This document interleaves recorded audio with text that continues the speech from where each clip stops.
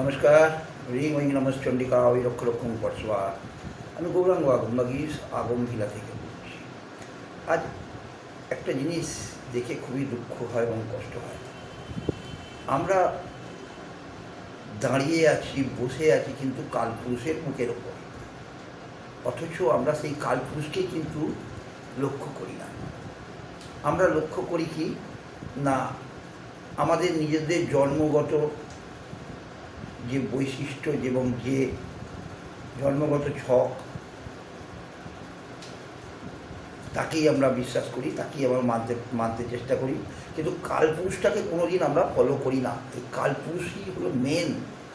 কালপুরুষকে না দেখে আপনি বিচার করতে পারবেন না, কারোর জন্ম ছক এবং কারোর জন্মপুষ্টি বিচার করতে পারেন না, কারণ কালপুরুষেই হলো আসল ঘটনা লুকিয়ে আছে। ওরা কাকে দেখে ওরা করছে, ওরাটা কে, ওরা কোথা থেকে পাচ্ছেন, কার ওরা দেখছেন? জন্মছকের ওরা দেখছেন না কালপুরুষের ছকের ওরা দেখছেন? কালপুরুষকে আগে ফলো করতে হয়। প্রকৃত জ্যোতিষী যারা হন তারা অবশ্যই কালপুরুষকে ফলো করে থাকে।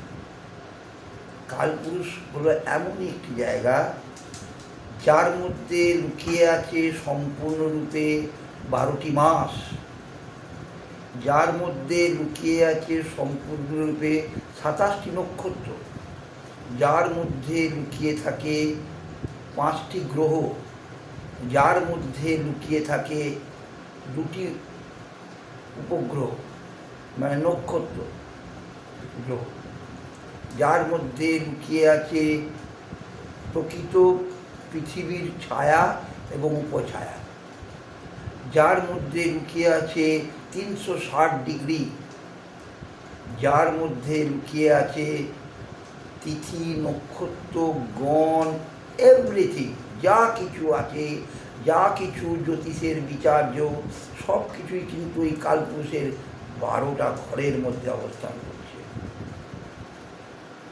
কালপুরুষের মাথা এবং কালপুরুষের লেজ, কালপুরুষের ডান হাত, কালপুরুষের বাঁ হাত, কালপুরুষের 2টি পা, কালপুরুষের কান, কালপুরুষের চোখ, কালপুরুষের নাক, সব এই 12টা ঘরের মধ্যে অবস্থান করছে। অদ্ভুতভাবে বিচার করলে যদি আপনি দেখেন, অদ্ভুতভাবে পেয়ে যাবেন।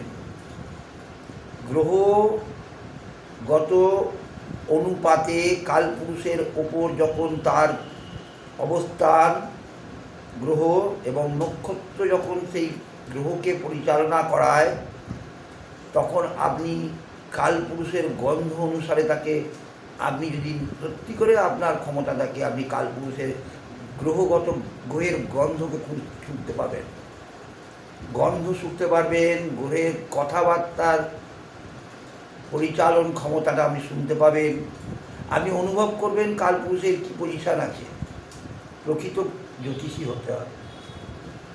ওই কটা জন্মছক দেখলাম আর কটা জন্মছকে বিচার করলে হবে না। সম্পূর্ণরূপে কালপুরুষকে অন্তরে স্থাপন করতে হবে। চোখ বুঝলেই যাতে আপনি দেখতে পান কালপুরুষকে। আপনি কালপুরুষের বিচারটা করতে করতেই দেখবেন যার বিচার করছেন তার বিচার এসে গেছে ওখানে। কালপুরুষের বিচারটা করুন আগে। কালপুরুষ সব থেকে আগে দরকার কালপুরুষের বিচার, যেটার উপর সম্পূর্ণ জ্যোতিষ কিন্তু দাঁড়িয়ে রয়েছে। অ্যাস্ট্রোলজি সম্পূর্ণরূপে দাঁড়িয়ে রয়েছে এই কালপুরুষের উপর। অ্যাস্ট্রোনমি কিন্তু নয়, অ্যাস্ট্রোনমি সম্পূর্ণ আলাদা। অ্যাস্ট্রোলজি কালপুরুষকে বিচার করলে বলা যাবে, বলতে পারবে কখন ঝড় আসবে, কখন বৃষ্টি হবে, কখন গরম পড়বে, কখন ঠান্ডা হবে। কালপুরুষকে বিচার করতে পাওয়া যাবে। কালপুরুষকে প্রকৃতভাবে যদি বিচার করতে পারেন, খালি সময়টা দিতে পারবেন না, ভূমিকম্প, প্রাকৃতিক দুর্জয়, প্রাকৃতিক বিপর্যয় সব কিছু আপনি ওখান থেকে লক্ষ্য করতে পারবেন। প্রকৃত জ্যোতিষ হতে হবে। প্র্যাকটিক্যাল এক্সপিরিয়েন্স গ্যাদার করতে হবে। কি প্র্যাকটিক্যাল এক্সপিরিয়েন্স? জন্ম ছকে প্র্যাকটিক্যাল দেখলে হবে না, অন্তর্নিহিত চোখ দিয়ে আপনাকে দেখতে হবে কালপুরুষকে। আপনি মনের মধ্যে কালপুরুষের অবস্থানটাকে স্থাপনা করুন এবং স্থাপনা করুন বর্তমান গ্রহগত অবস্থা, তার মান স্থাপনা করুন, তার নাক্ষত্রিক অবস্থান স্থাপনা করুন, তার ডিগ্রিগত অবস্থান স্থাপনা করুন, তার চলনগত অবস্থান। এইবার আপনি অন্তর্নিহিত চোখ দিয়ে তাকে দেখবার চেষ্টা করুন।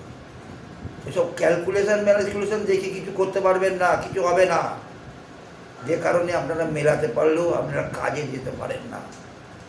প্রপারলি কালপুরুষকে ফলো করার চেষ্টা করুন, যে আপনাকে সঠিকভাবে বাদলে দিতে পারে, সঠিকভাবে বাতলে দিতে পারে। আপনারা অনেক কিছু বলতে পারেন, কিন্তু মেলাতে পারছেন না কেন? কালপুরুষকে ফলো করুন।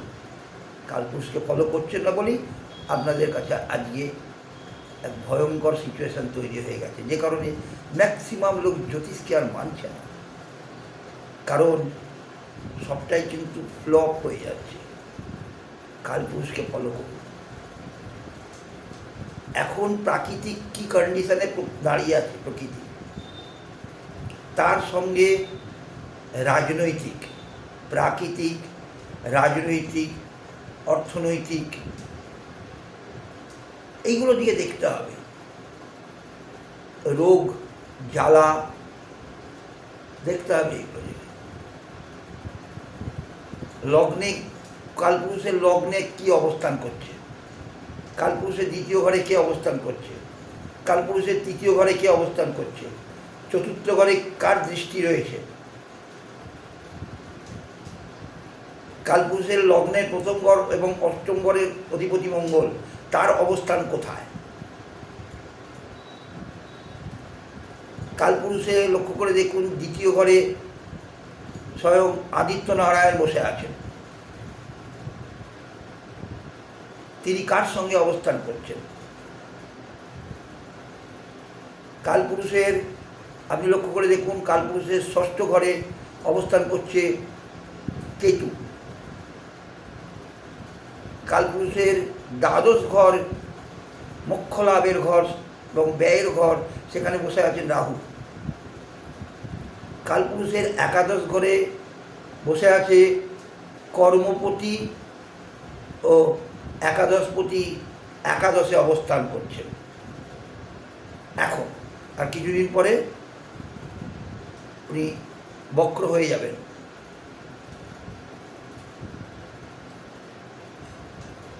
কালপুরুষের শুক্র কোন ঘরে অবস্থান করছে লক্ষ্য করে দেখুন। বুধ এখন বর্তমানে কোন ঘরে অবস্থান করছে, বুধের পজিশন কি আছে, বুধ কি এখন রবির সঙ্গে অবস্থান করছে, করলে কত ডিগ্রিতে অবস্থান করছে, কি অবস্থায় অবস্থান করছে। লগ্ন অষ্টম, এই ঘরগুলোকে ফলো করুন, সব পেয়ে যাবেন। সেখানে খালি জাতকের লগ্নটাকে বসিয়ে দিন, বাকি ক্যালকুলেশন করুন, দেখবেন ওই একই গল্প এসে গেছে, একই বিচার করবেন আপনি। কিন্তু কালপুরুষকে আপনি ছাড়া চলবে না, কালপুরুষকে আপনাকে অন্তরের মধ্যে রাখতে হবে। কালপুরুষ বিন আপনি কিছু করতে পারেন না। কালপুরুষকে ফলো করুন।